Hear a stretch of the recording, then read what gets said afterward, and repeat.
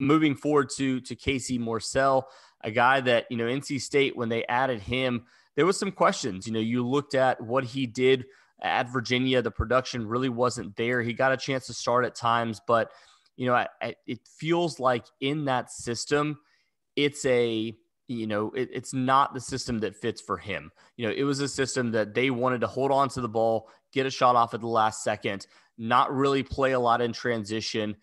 Defensively, it was a little bit of a different type of blend for him too, where you really wanted to wear teams down rather than trying to create turnovers and flip the court.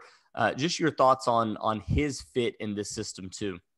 I think, with Casey Morsell, I didn't watch him a ton in high school, but from what I've gathered, and, please correct me if I'm wrong, if anybody's listening, the best basketball that he ever played was with Team Takeover on the Nike EYBL in 2018, when he was on that team with Armando Bacot. Trevor Keels was on that team. Jeremy Roach was on that team. A lot of really talented players. For those that don't know, Nike EYBL is the travel ball circuit that Nike has. They won Peach Jam that year. They won the championship. And it's a 24-second shot clock where teams are basically running nothing but high pick and roll. And NC State runs basically nothing but high pick and roll. At least that's what Kevin Keats wants to do in the half court. So I think this is a tailor-made system for him from an offensive standpoint.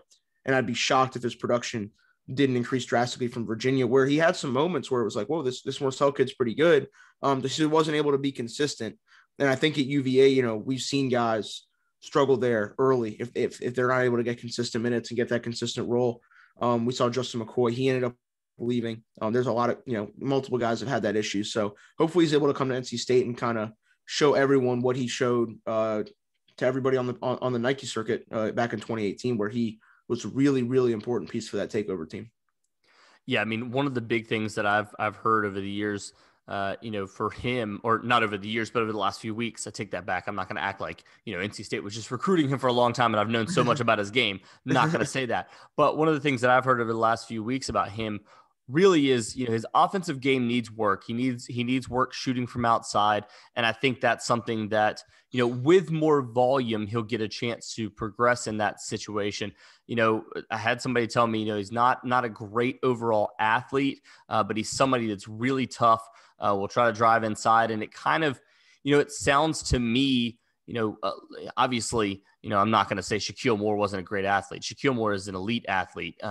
But, when it comes to toughness, that's one of the things that NC State needed to add if they were going to lose a guy like Shaquille Moore. You get Casey Morsell.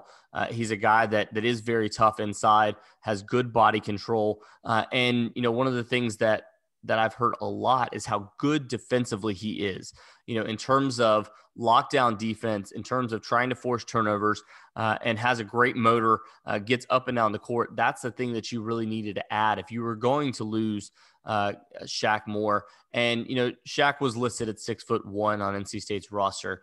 Shaq was 5'11". Yeah, that's never, 5'11" and 3/4.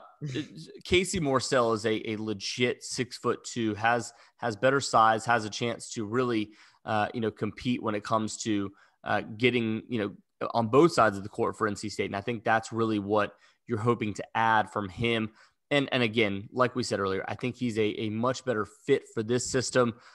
He kind of said in a roundabout way, I put a story out, about him saying that exactly what we're talking about now, just being a better fit for NC State than he was, what he expected to be when he got to UVA, and he kind of minced words a little bit every once in a while, where he kind of stopped himself and said, it